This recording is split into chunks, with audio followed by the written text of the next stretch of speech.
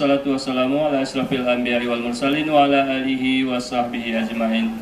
Bapak Ibu sekalian, izinkanlah kami dari pihak instalasi promosi kesehatan Rumah Sakit Umum Cud Mutia bekerjasama dengan dokter muda kita dari Universitas Malikus Saleh. Untuk pagi hari ini kita ada mengadakan promosi kesehatan dengan judul Menjaga Kesehatan Mental.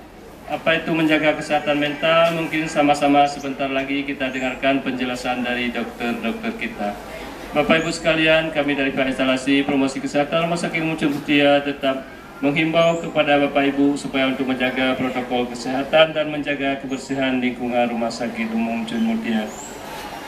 Untuk mengefektifkan waktu, kita persilakan kepada dokter kita persilakan dengan segala hormat.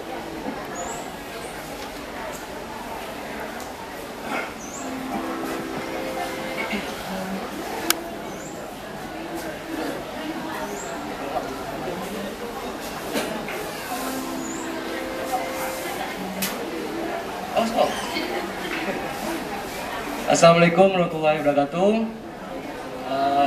Baik, perkenalkan kami dari dokter muda dari bagian ilmu jiwa. Di sini saya dokter muda Oliza Rifki Ramadan. Nah, di sini kami akan membawa promosi kesehatan dengan berjudul menjaga kesehatan mental. Nah, sebelumnya harus mengetahui kesehatan mental itu bagaimana. Nah, jadi kesehatan mental itu di mana emosional, psikologis ataupun sosial itu dalam batas yang baik. Dari mana kita lihatnya? Kita lihatnya dari interaksi sehari-hari di masyarakat. Apakah berinteraksi dengan baik? Apakah dia tidak berinteraksi, contohnya dia tuh mengurung diri ya. Itu sudah termasuk daripada tidak sehat mental. Nah, berikutnya banyak terdapat salah kaprah di antara adanya sakit saraf dan juga sakit jiwa. Nah, dari bilang nanti ada orang sakit jiwa dibilang sakit saraf dibilang sakit jiwa, itu balik-balik. Nah, jadi perlu kita ketahui sakit saraf pertama. Sakit saraf itu yang kena di fisiknya, langsung ke bagian sarafnya. Jadi contohnya apa? Contohnya itu ada lumpuh sebagian tubuh, ada lumpuh anggota gerak dari bagian pinggang ke bawah, udah lumpuh, udah nggak bisa bergerak. Ada juga udah kepala sakit, ada yang kalau udah parah-parah nanti ada infeksi otak. Tapi kalau misalnya pada umumnya biasanya ada orang datang, kenapa ke saraf, nyeri pinggang, sakit pinggang biasa orang datang. Nah, tapi kalau bagian jiwa biasanya tuh dia lebih ke emosi yang dilihat. Bisa kita lihat dari sehari-harinya. Contoh, orang itu udah murung, cepat. Kalau kita ada lihat belok kiri gitu, yang kita nggak bisa lihat dia bisa lihat. Sudah kiri-kiri itu udah bisa dibawa ke poli, itu pencegahannya. Bisa kita langsung menjaga kesehatan mental sebelum itu bisa lebih parah ke depannya. Nah, di sini untuk menjaga kesehatan mental kami punya beberapa tips yang bisa kami sampaikan kepada bapak-bapak ibu-ibu sekalian. Nah, yang pertama itu akan disampaikan oleh dokter muda yang berikutnya yang bernama Ajeng. Silakan. Baik, jadi kita saja untuk poin pertama dalam menjaga kesehatan mental itu yang pertama ada olahraga yang teratur. Nah, di mana tuh kita dianjurkan olahraga teratur itu minimal 30 menit sehari. Nah, di mana sudah lebih senang, lebih bagus. Lalu poin yang kedua itu ada makan sehat dan teratur, di mana ini dapat dianjurkan dengan diet seimbang dan banyak air yang dapat meningkatkan energi dan fokus panjang hari. Selain itu juga kita dibatasi untuk berminum minuman seperti kafein, minuman soda, atau minuman dengan yang lainnya. Nah, untuk kafein ini sendiri kenapa harus dibatasi? Di mana kafein ini tuh dapat mempengaruhi keseimbangan neurotransmitter yang di otak.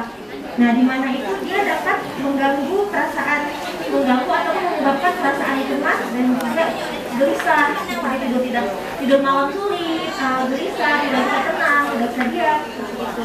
Selain itu juga selain makanan sehat dan teratur, kita juga hormon dopamin itu tuh merupakan hormon yang mengendalikan emosi dan juga suasana hati kita, di mana hormon itu yang berpengaruh kalau misalnya kita senang, hormon itu meningkat kita senang, dan juga menurun kita sedih, seperti itu. Untuk poin selanjutnya akan disampaikan oleh teman saya, Dr. Muda Sifah. Baik, terima kasih. Untuk selanjutnya yaitu menjaga pola tidur yang cukup dan baik. Jadi kenapa harus menjaga pola tidur? Karena pola tidur itu berpengaruh baik dari emosi kita. Misalnya kayak orang kadang kalau dia kurang tidur, biasanya tuh emosinya tuh gak stabil. Entah dia cepat marah-marah atau cepat lelah.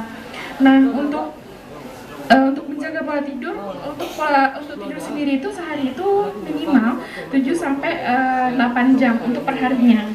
Nah, kalau misalnya untuk orang-orang yang susah tidur malam, mungkin bisa dibantu dengan untuk tidur siangnya itu dikurangi atau menggunakan aromaterapi, membaca buku. Nah, untuk berikutnya itu mencoba aktivitas yang santai. Aktivitas yang santai ini bisa berupa hobi. Misalnya hobinya masak, atau dia menulis, atau membaca, atau berenang. Pokoknya melakukan aktivitas yang bisa membuat kita tuh jadi senang, agar dapat merelaksasi otot. Lalu juga jadwalkan reguler untuk pada kegiatan kesehatan lainnya yang Anda nikmati, seperti menulis. Baik, terima kasih Dr. Muda Gina. Jadi saya akan menjelaskan tentang